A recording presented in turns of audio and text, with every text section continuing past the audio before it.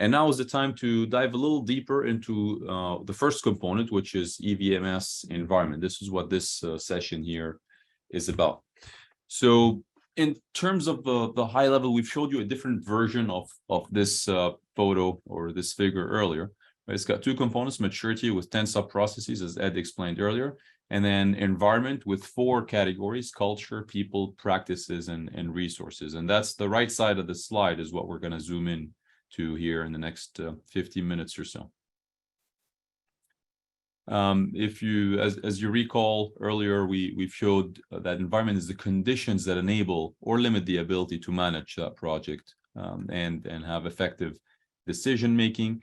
Each one of these, culture, people, practices, and resources, is supported or consists of 6 to 7 different factors, some of which are shown here. Ed gave the example of 1A earlier. The contractor organization is supportive and committed, so on and so forth. Notice that it's not only about the contractor. Look at 1C in contrast to 1A.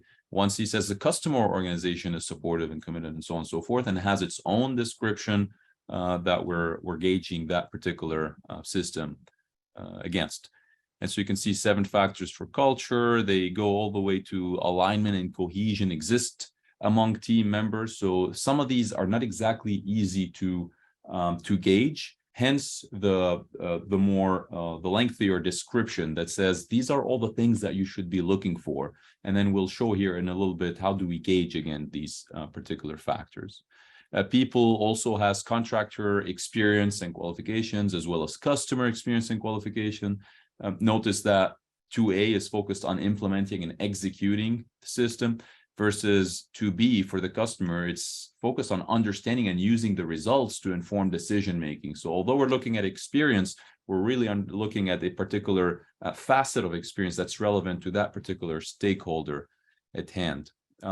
Notice 2F, for example, is around co-location, was around co-location, and then COVID hit, and co-location was a little bit of a thing of the past on a lot of projects. And so we had to really think hard about this and came up with accessible. Maybe they're not co-located, but they're accessible, and we're able to gain their insights and inputs as needed, and so on and so forth. So a lot of that has been time tested over the past couple of years here.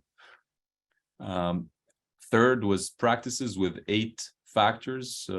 I want to point to 3C, for example. The roles and responsibilities are defined, documented, and well understood.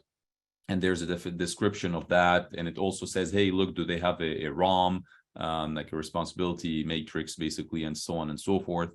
Then you look at 3H, coordination exists.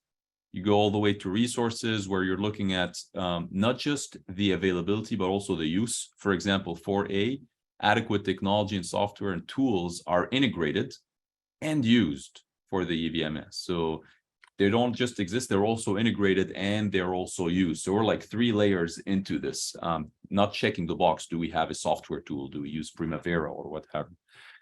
Sufficient funding is committed is 4B. And then we look at size and composition of the team. Do they have enough calendar time in 4D? Is data readily available in 4F? Do we have an appropriate periodic cycle for this particular project? So gives you a quick overview of the various factors that are being assessed here. And each one of these 27 factors will be assessed on a scale of need, not acceptable, to needs improvement, to meets some, to meets most, to high performing. Basically, high performing is it meets the whole definition. Meets most is it meets most of that detailed definition, which we'll show on here. One here in a little bit. In order to evaluate one factor, we'll do this 27 times, right? 1 per factor. There's a few steps that we recommend. One, we recommend you read the description for each factor. If you're using the software, it'll be right there for you in the software. If not, if you're looking at the PDF guidebook, it's going to be in Appendix F, and we've shared with you that. Once you understand what this description is about, this, by the way, took a lot of work to get 40 plus individuals to agree on this, and then take it through a dozen different workshops where people gave us comments on it, more than 1,500 in some instances, right? And we were able to work and coalesce all of that into something that works. So this description has been tested as well. Then we collect the inputs needed to properly evaluate and rate this particular factor. We may need to talk to some folks. We may need to look at some documents. 3 is we select the rating level. There's 5 different options here. This is where for environment, we say ideally you want to do an individual evaluation. The reason is in some instances, you're evaluating the culture of an organization. You're evaluating some people in leadership positions. And so it can get sensitive. So individual assessments is what we recommend for environment. And as Zach showed earlier, the software allows us to actually pull all of that information, anonymize it, and provide. This is what we learned from, let's say, a dozen different individuals in these dozen different places in the organization. So that's a very important aspect to collect good data for environment. We'll talk about maturity tomorrow. It's a completely different story where we actually reach consensus there. Step 4, for each factor, we select the score that represents the rating level. Again, not meets most or meets some. Step 5, we add the scores to obtain the environment score for that whole process, or the whole environment score out of 1,000. So all of the points that you will be able to collect will actually add up to a score out of 1,000. And 6 is arguably the most important thing. It's not about the score. It's about identifying what gaps we have and where we scored low and why and what we can do about it. So really taking action is probably, I would say, the most critical piece of this slide. We talked about the 4 categories. We zoomed in to 6 to 8 factors within each category. We're going to zoom in a little further to one factor here, factor 2A. The contractor team is experienced and qualified in implementing and executing the EVMS. On the right side of it is the lengthier description that I mentioned earlier. Here, there's a little bit more detail. For example, the contractor leadership team, and we give examples who these potentially are: executive management, functional organizational management, project manager, contracts manager, and so on. And the contractor's project team. And here again, we give some examples, CAMs and whatnot, are experienced in implementing, the CVMS and so on and so forth. They're qualified, they have the right training, the right education, they understand local conditions. So we give all sorts of things that could impact this particular rating. And that's what we'd be looking at. Each one of these, there's 27 of them. We'll start at the very top with what category are we looking at? There's 4 categories. And on the left, with what factor out of the 27 we're looking at, with its quick sentence, as Ed mentioned earlier, and a lengthier description that I just went over here real briefly. I mentioned a scale of 5 potential options every time we're rating these factors. And it goes from not acceptable to needs improvement to meets some, meets most, and high performing. And the gist of it is, does it have a high potential impact on the program outcomes or the project outcomes? Do we need to improve something critical in order to be able to do that? Or is it going to lead to effective management for this project at this point? So that's your scale right here. And then, for example, meets some indicates that the factors criteria are partially met, again, meets some of these. And without improvement, the ability to effectively manage the project or program could be in jeopardy. So that's kind of your middle point in this 5-point scale here. For that particular project, if we're given an example, we go to our project team or whoever is helping us with that assessment, let's say 6 or 8 different people. Ed showed who these could be in terms of their roles and responsibilities within the organization and within the project. We'll look at 1A or 2A together. We've selected this as meets some. We'll put an X next to meets some. If we were doing it in the tool, very similar, except it's web-based. So you'll see the exact same definition. You'll see the exact same 5-point scale. You'll make that selection. On the left side, you can see you have a drop-down menu. We selected 3. We put some comments. Anytime it's 3 or below, we recommend we put some comments because we're going to collect some gaps, and hopefully that's going to help us with action items down the road. So we do that. We'll do the same thing for the next factor, 2B. We'll make a selection. This one in particular was needs improvement, so we'll put an X where that belongs. And then we'll do the same thing for all 6 factors under this category. In the tool, it looks exactly the same, just a little cleaner perhaps, because it's all on one page. You can scroll up or down, you can make your assessment, and then it's going to pull all of that data together. You'll end up with a table that looks like this, which is our team's assessment for category 2. Remember, there's 4 categories, right? We're just looking at one of them here. Okay. Most important, Ed, go ahead. Oh, I think we were going to transition right here Yeah, absolutely. So most importantly, it's the gaps that we're noting out of these, and Ed's gonna lead us through a discussion of what are these gaps and what do we do about them. Yeah, so if we can maybe go back one slide, I just wanted to reiterate that, there are two ways to do this thing. Obviously, there's a paper version. You could do it easily with the paper version. It's just a little cleaner, I think, with the software version. In our assessment preference for environment is if we do it with the software and we do it where we are anonymous and different individuals on the project team fill things out. It's known only to the facilitator. And so then you have a compiled version of where you are. You could also get consensus within the room, which this one might show consensus as well. So a couple of ways to do this. There's nothing hidden here. It's all out there for you to see what we're trying to assess. Next slide, please. And so we went through this, and at the end of our session, we ended up figuring out, hey, we've got some gaps. And you can see those over there. And in this situation, we had the first 4 factors that make up this category. And, for instance, 2C says there are issues with who is in charge. We've got several people potentially who said that. And so, a fix for that would be to make sure that everyone knew who was in charge, of making sure that we're actually maintaining and an IP2M in this manner. So it gives us a way of trying to figure out what to do. In some situations, maybe there's no solution, and we'll talk about that a little bit later. And so what we have to do is take it into consideration as we're moving forward. But many times we can take management action and try to fix some of this stuff so that our environment is much better for the people who are actually running the project. Next slide, please. This is just an example of the output from the software. So you see what we have. If we had 12 people who actually fill this out, we may have 6 or 8 different comments.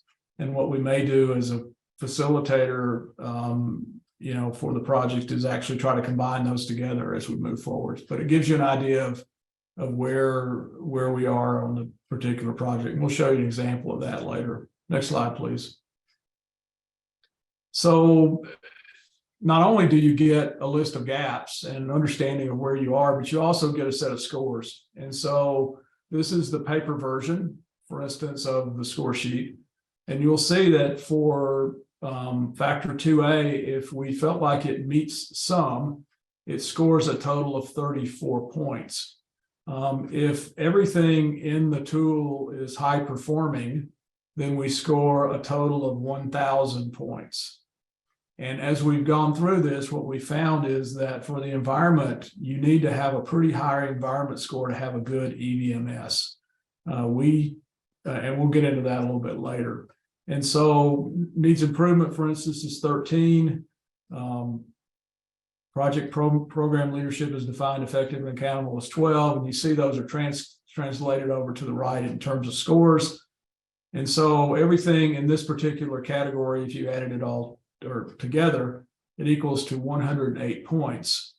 That's 108 points out of a maximum possible of 238 points. So we have a lot of work to do in terms of people part of our system at this point. And so that gives you an idea of where you are. It's nothing more than that. It just says we evaluated it this day. We have some comments, we have some gaps, and here's where we are. Next slide, please. You can see how this works with the software. The software is kind of a nice auxiliary that allows us to do this stuff together really quickly. And so if you look to the left here, we split it up because we wanted to make it a little larger, but you'll see that under category 2 people, we have 2A, 2B, 2C, 2D, 2E, and 2F across those 2 columns. You'll also notice some colors. And so if I was looking at this, number 1, I would say we're doing pretty good in terms of 2E because it looks green, right? Now we're doing okay with 2F, but we've got some work to do with the others based on the color. You also see that we have, in this case, 4 people filling this out. Hala's filling it out, but we have 3 other folk who are filling it out, and they're putting in comments.